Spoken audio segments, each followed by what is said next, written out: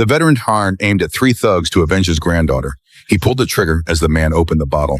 Then he locked the sniper rifle in the storage cabinet, picked up the shell casing, put on his jacket, and walked downstairs as if nothing had happened. Soon an ambulance arrived, and the wounded man was carried into the vehicle. The sheriff arrived at the scene and found a bullet hole in the sofa. The police looked at the building across the street and guessed what had happened. The next day, the bad guys came back to the apartment building. The veteran returned to his room, picked up the sniper rifle, and aimed at another accomplice. This accomplice had just bought a new car and was sitting inside listening to music.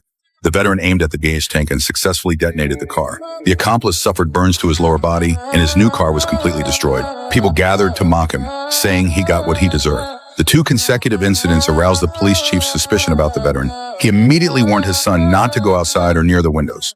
The final accomplice moved a potted plant to block the window view, then drew all the curtains and sat frozen on the sofa.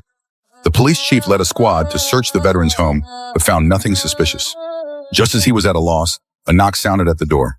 It was the veteran's wife coming to retrieve her keys. The chief followed her to her home.